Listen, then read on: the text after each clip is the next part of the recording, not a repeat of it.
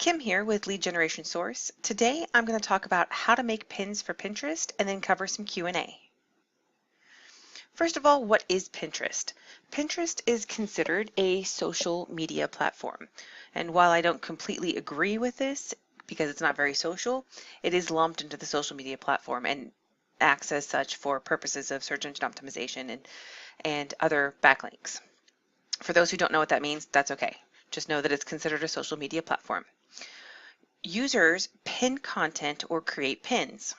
From a user perspective, they can get ideas, find unique items, and save content for later. And I'm going to talk a little bit about the user perspective throughout this, but the rest of this presentation is focusing on business, using it for business.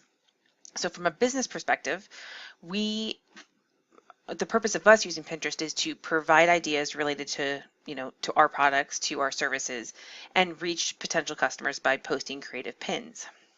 And that will drive traffic back to our site.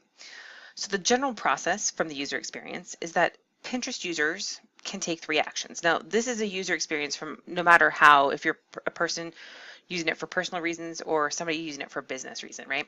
So Pinterest users can take 3 actions.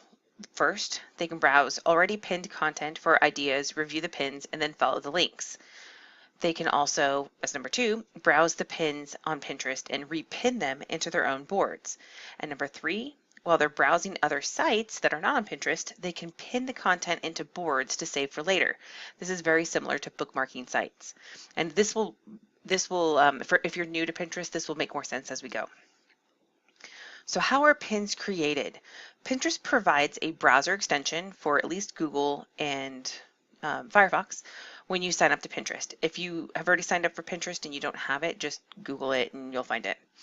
That lets you, that browser extension lets you pin content by simply just scrolling over the content. And I'll show this in a little bit. Pinterest users can also upload pins directly to Pinterest. Now, as of today, right this second right now, you can only upload images and not video, but I will show you how you can still pin videos in there. Saving content with pins. Any type of user, like I said, a personal or business account, can create pins. They can save pins, they can upload pins. And like I mentioned before, there's a lot like a bookmarking site. You can organize them into boards. You can, save from just about anywhere.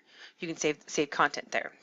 So let's take a look real quick and see how you can save content with pins.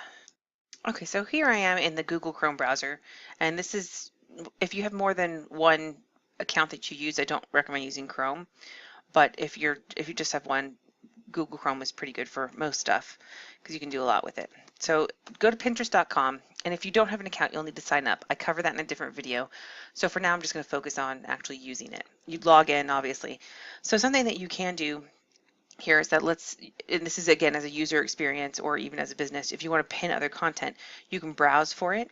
And I should tell you first that this is kind of like your feed, your personal feed or your business feed, whatever you want to call it, where it comes up and it gives recommendations based on who you follow. So if you're following people that are specific to your niche, you should be seeing content that's specific to your niche. Now, I follow other people who follow me, and I'm in a group that we do like a follow exchange to help support each other.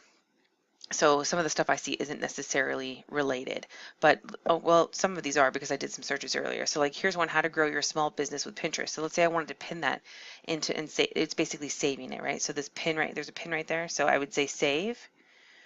And then I could pin it into the Pinterest for Business board that I have. And I can just save it straight in there. And then if I wanted to see it, I can go back into my profile and go into either pins. And this is showing me here on the latest pins, but let's say it was an older one. I can either click into pins and look for it or go into the boards. So now the boards, I have these all organized by, topic that I wanted to, focus each one on. So I can go into the Pinterest for Business one. That's where I saved it. And then I can come in here and there, even let me promote somebody else's pin. So if I wanted to, I could edit this. So there we go, edit that. And so I can change it to a different board. I can add sections if I wanted to, but I don't really play with sections right now too much. It doesn't really serve my purposes. So this is where, they have this link built into this description, which I don't know if it's really worth putting it there or not. And we'll talk about that.